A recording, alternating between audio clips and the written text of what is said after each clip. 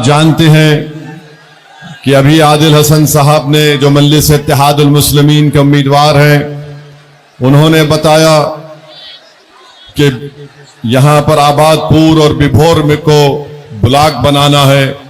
मैं आपसे वादा कर रहा हूं कि इंशाअल्लाह ताला आप मजलिस इत्तेहादुल मुस्लिमीन को यहां से कामयाब करिए। जो काम 20 साल में महबूब साहब ने नहीं किया, वो काम आदिल हसन आपको करके दिखाएगा। जादवपुर में, खुराभाव में, बाहीन घाट में, जमीरा घाट में, बैरोल घाट में यहां पर पुल नहीं है। इंशाअल्लाह ताला मजलिस के उम्मीदवार की कामयाबी के बाद आदिल हसन लड़कर फिर कर यहां पर इन ब्रिज का काम करवाएगा। तीसरी बात यह है कि आप जानते हैं कि पूरे बलरामपुर विधानसभा में ब्लॉक के ऑफिस में रिश्वतखोरी का अड्डा बन चुका है। नेता लोग, बाबू लोग के साथ मिलकर म्यूटेशन के नाम पर 4 से 5 हजार रुपये रिश्वत लेते हैं, रजिस्ट्रेशन के लिए रिश्वत लेते हैं, आवास योजना के लिए भ्रष्टाचार होता है, हमारी मां और बहनों के पेंशन के लिए भ्रष्टाचार होता है। मैं आपसे वादा कर रहा हूं कि इंशाअल्लाह ताला यहां से आप आदिल हसन को अपना नया विधायक बनाएंगे तो इंशाअल्लाह ताला भ्रष्टाचार का खात्मा होगा और भ्रष्टाचार यहां से खत्म किया जाएगा। मजलिस इत्तेहादुल मुस्लिमीन के मुखालिफीन ये कहते हैं कि आदिल हसन साहब यहां पर नहीं रहते हैं। मैं चोकरा घाट और बलरामपुर की जनता को और आबाद घाट की जनता को ये बता रहा हूं कि आदिल हसन की कामयाबी के बाद इंशाअल्लाह ताला असदुद्दीन ओवैसी आदिल हसन का व्हाट्सएप पर लाइव लोकेशन लेता रहेगा ताकि वो यहीं पर ठहरे, यहां की जनता के लिए काम करेंगे इंशाअल्लाह ताला। तो मेरे अजीज दोस्तों और बुजुर्गों, मैं आपको यह भी बताने आया हूं कि यहां पर बिजली नहीं आती, बिजली आती है यहां पर। तो जिसको आपने अपना महबूब बनाकर वोट दिया वो बिजली नहीं ला सके, तो अब की बार आप लोग क्या करने वाले हैं? जो बिजली नहीं लाया, जो कटाव का इंतजाम नहीं किया, जो टाट बंद का इंतजाम नहीं किया, जो स्कूल नहीं बनाया, जो अस्पताल नहीं बनाया, जो किसानों के खरीदी का सेंटर नहीं बना सका, जो पुल नहीं बना सका, जो रिश्वत को खत्म नहीं कर सका, तो फिर क्या वो आपके वोट का हकदार है 11 तारीख के दिन? और हम आपको बता रहे हैं मेरे अजीज दोस्तों और बुजुर्गों, बलरामपुर में जूट की फैक्ट्री थी, वो बंद हो गई और अब आपको अपना जूट बंगाल ले जाकर बेचना पड़ता है। गवर्नमेंट का हाई स्कूल नहीं है। भाई साहब आप जरा बैठ जाइए ना, थोड़ी देर बैठ जाइए। ए भाई आप लोग अपना कैमरा हटा लो, जनता को खरीबा जान दो। आप कैमरा हटा।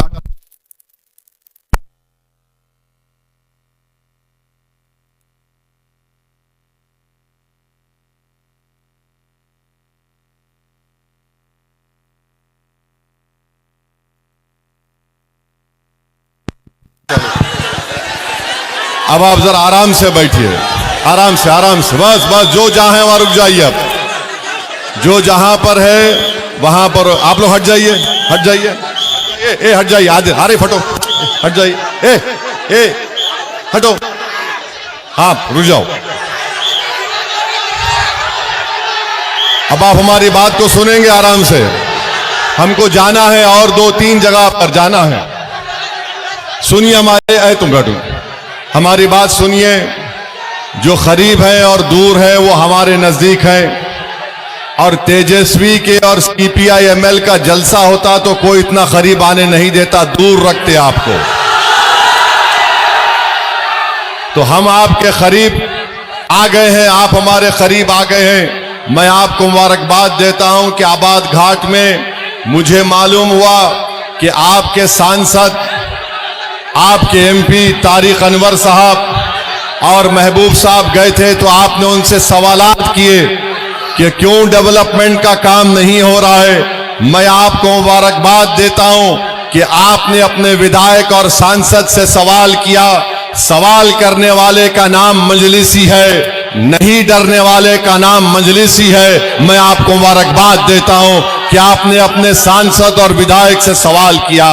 क्या यह बात सच नहीं है कि तारिक अनवर साहब और महबूब साहब एक जनसभा में थे तो बिजली चली गई और फोन की लाइट से उनको पब्लिक से बात करना पड़ा? क्या यह बात सच नहीं है महबूब साहब कि बलरामपुर की जनता चंदा करके लकड़ी का पुल बनाती है अपने गांव को जाने के लिए? तो बताओ, हम आपको बताना चाह रहे हैं और महबूब साहब से पूछना चाह रहे हैं, ये कौन सी आपकी कम्युनिज्म की आइडियोलॉजी है कि बलरामपुर की जनता गरीब है, आप और आपका भाई दौलतमंद होता जा रहा है? ये कौन सा कम्युनिज्म है, हमको बताओ। चंदा लेकर लकड़ी का पुल बनाया जाता है और जितने निर्दलीय उम्मीदवार हैं मैं उनसे कह रहा हूं कि आप मजलिस में शामिल हो जाइए। ये लड़ाई सीमांचल के मान सम्मान की मजलिस इत्तेहादुल मुस्लिमीन लड़ रही है। ये सीमांचल के इंसाफ की लड़ाई मजलिस इत्तेहादुल मुस्लिमीन लड़ रही है। हम सीमांचल को इंसाफ दिलाकर रहेंगे इंशाअल्लाह ताला। और मैं बलरामपुर की जनता को, चोकराहाट घाट की जनता को बताना चाह रहा हूं कि जब पार्लियामेंट में वक्फ का कानून लाया गया तो यहां के सांसद जनाब तारिक अनवर साहब ने मीडिया को कहा कि मुझे इस कानून से कोई मतलब नहीं है। उन्होंने कहा था ये बात कि मुझे इस कानून से कोई मतलब नहीं है। वो कानून जिसको नरेंद्र मोदी ने कानून, काला कानून बनाया जो भारत के संविधान के खिलाफ है, ऐसा कानून मोदी ने बनाया कि मस्जिद को छीनने का कानून, दरगाह और खानकाहों को छीनने का कानून, कब्रिस्तान को छीनने का कानून।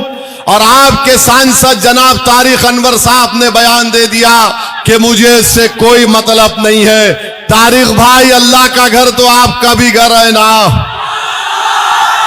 तारिक भाई, खानका तो सबकी है, कब्रिस्तान भी सबका है, तो आपने कैसा इस तरह का बयान दिया बताओ? और आपको हम बता रहे हैं कि कल और परसों हमने सुना कि बीजेपी के लोग कहते हैं कि सीमांचल में घुसपैठी है, सीमांचल में बांग्लादेशी और नेपाली है। बताओ, क्या कोई बांग्लादेशी नेपाली यहां पर है? क्या यहां पर कोई घुसपैठिया है? तो हम भारत के पूरे नागरिक हैं। क्या एक बांग्लादेशी नरेंद्र मोदी की बहन दिल्ली में नहीं बैठी हुई है? तो फिर बताओ मोदी जी, कहां घुसपैठिया है? और अगर घुसपैठिया सीमांचल में आ रहा है तो नीतीश कुमार की सरकार जिम्मेदार, अमित शाह जिम्मेदार और मोदी खुद जिम्मेदार। यहां पर कोई घुसपैठी नहीं। तो बीजेपी और मोदी का एक मिनिस्टर ने यह कहा कि बिहार के मुसलमान नमक हराम है, हम वोट नहीं देते। तो बताओ चोकरा घाट की जनता, मोदी अगर हमारी बहनों के अकाउंट में, मां और बहनों के अकाउंट में पैसे डाल रहा है तो अपने जेब का पैसा है या जनता का पैसा है? ये किसका पैसा है? जनता का पैसा है या जेब का पैसा है? तो मोदी जी अपने मंत्री को समझाओ, ये नमक हराम मुसलमान को बोल रहा है। जब अंग्रेजों को भारत के मुसलमानों ने, हिंदुओं ने, दलितों ने मिलकर भगाया था, उस वक्त आरएसएस के नेता अंग्रेजों के तलवे चाट रहे थे। जो आज हमको नमक हराम कह रहा है वो अंग्रेजों की नमक हलाली कर रहे थे, और हम अंग्रेजों की नींद हराम करके उनके खिलाफ फतवा देकर हमने भगाया। बताओ मेरे अजीज दोस्तों और बुजुर्गों, ये बीजेपी और भाजपा कहती है सीमांचल में कोई इंतजाम नहीं, सीमांचल में किसानों को इंसाफ नहीं, पलायन यहां के नौजवानों का मुकद्दर बन गया, बच्चों के लिए स्कूल नहीं, यहां पर भ्रष्टाचार आम हो चुका है।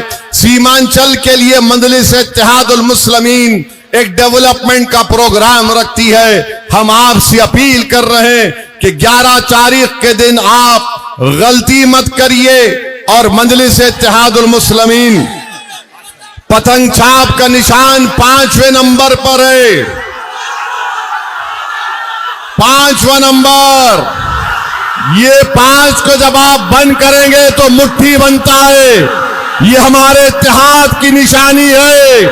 5 नंबर पर बटन दबेगा इंशाअल्लाह ताला।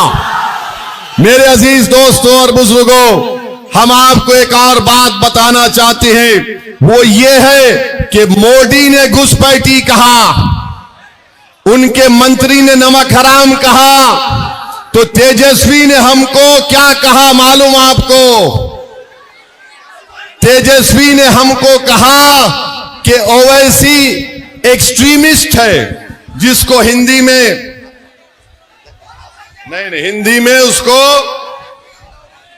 अलगाववादी कहते हैं। अब आप बताइए हम क्या अलगाववादी हैं? और फिर हम आपको बताते हैं तेजस्वी ने यह क्यों कहा। तेजस्वी ने इसलिए कहा कि हमारे चेहरे पर दाढ़ी है, सर पे टोपी है। तेजस्वी ने हमको यह क्यों कहा? क्योंकि आप और हम सब मिलके मस्जिद को अल्लाह का घर मानते हैं। तेजस्वी ने हमको इसलिए कहा क्योंकि हम अल्लाह के आगे सजदा करते, इन जालिमों के सामने सजदा नहीं करते। तेजस्वी ने हमको अलगाववादी इसलिए कहा क्योंकि हम उसके बाप के सामने झुकते नहीं, उसके बाप से लड़कर हक हासिल करेंगे सीमांचल का। हमारी मां और बहनें सर पर दुपट्टा रखती है या हिजाब पहनती है, तो तेजस्वी के नजर में सब के सब एक्सट्रीमिस्ट अलगाववादी है। अरे बताओ तेजस्वी, अगर एक जमीन व आसमान के खालिक की इबादत करना अगर अलगाववाद है क्या आप तमाम लोग रसूलुल्लाह सल्लल्लाहु अलैहि वसल्लम के उम्मती और गुलामों के गुलाम हैं? क्या आप रहमतुल लिल आलमीन को अपना आका मानते हैं? तो तेजस्वी हम सबको कह रहा है कि अलगाववादी है। तो ये आपको पैगाम दे रहा हूं कि तेजस्वी और मोदी को, अमित शाह को और नीतीश कुमार को आपको जवाब देना है। क्या जवाब होगा? 11 तारीख के दिन पतंग छाप को बटन दबेगा? क्या आप मजलिस का साथ देंगे? क्या आप मान सम्मान की लड़ाई में सीमांचल का हमारा साथ देंगे? और हमको अपनी, और तेजस्वी कहता है कि ओवैसी अलगाववाद है। आराम से, आराम से, ऐसा हिलना जो है ना, वो महबूब साहब को हिलाओ जरा। और तेजस्वी जो है महबूब साहब को, तो महबूब साहब जो आइडियोलॉजी के आते हैं वो अल्लाह को नहीं मानते, वो किसी भगवान को भी नहीं मानते, मगर तेजस्वी उनको अपने करीब बिठाकर बोलता कि तू मेरा भाई है और हम उसके क्या हैं? दूल्हे भाई है। आप बताओ, जो दहरिया है, भारत के संविधान में आपको इजाजत है कि आप किसी ईश्वर को माने, अल्लाह को माने, किसी को नहीं माने, मगर जो अल्लाह को मानता है उसको तेजस्वी कहता है अलगाववाद है। तो आपसे हम अपील कर रहे हैं कि इन जालिम ताकतों को आपको जवाब देना है। ये सीमांचल की लड़ाई मजलिस लड़ रही है और आपसे हम अपील कर रहे हैं कि आप अपने इत्तेहाद को मजबूत रखिए, अज़बियत का शिकार मत होइए। भाई बैठ, चाचा बैठ जाइए ना, बैठ जाइए, सब अपने बच्चों को बुलाएंगे, छोड़ दीजिए। हम आपसे अपील कर रहे हैं कि 20 साल आपने जनाब महबूब साहब को मौका दिया, आपने 20 साल उनको देख लिया। अब ए भाई छोड़ दो ना। अब आपसे अपील कर रहे हैं कि क्या आप 20 साल से जो काम करेंगे वो करेंगे या आदिल को वोट डालेंगे? हमारी मां और बहनें, अब वो काम मत करिए। बिजली लाना है, स्कूल लाना है, पुल बनाना है, किसानों का फायदा कराना है, सीमांचल की जनता से इंसाफ करना है, आपकी सियासी क़ियादत को मजबूत करना है। जो मोदी ने काला कानून बनाया उसके खिलाफ हमको वोट देना है। तेजस्वी ने जो हम पर इल्जाम लगाया उसके खिलाफ आपको अपने बटन दबाकर पतंग छाप को कामयाब करना। आप करेंगे? क्या आप हमारा साथ देंगे? तो तो हमारी माँ और बहनों को बता रहा हूं, हमारी माँ और बहनों सुन लो, सीमांचल में सबसे ज्यादा, पूरे बिहार से सबसे ज्यादा जब एक माँ अपनी कोख में 9 महीने बच्चे को रखकर पैदा करती है तो 50% मृत्यु दर होती है। जो बच्चा मां की कोख से पैदा होता है 50% मर जाते हैं। 90% हमारी माएं अस्पताल नहीं होने की बिना पर घर में बच्चे को पैदा करती है। तो कब तक हम इस नाइंसाफी को बर्दाश्त करेंगे? आइए एक नए दौर का आगाज करना है, एक नई तारीख को आपको रकम करना है। असदुद्दीन ओवैसी आपका भाई है, असदुद्दीन ओवैसी आप पे मर मिटने वाले का नाम है। मैं ना तेजस्वी की बात से डरने वाला हूं, ना मैं मोदी अमित शाह की ताकत को देखकर मरूं होने वाला हूं। मेरे भाई, ये लड़ाई हमारे हक की है, ये लड़ाई हमारे नौजवानों के मुस्तकबिल की लड़ाई है। आपसे अपील करते हैं कि आप आइए और मजलिस के उम्मीदवार जनाब आदिल हसन साहब को आप कामयाब करिए, अपना वोट दीजिए, पतंग छाप पर बटन दबाइए। जितने लोग यहां पर आए हाथ उठाकर बताइए कि पतंग छाप को वोट पड़ेगा। हाथ उठाकर बताइए हमारी मां और बहनें भी कि पतंग छाप को आप वोट देंगे।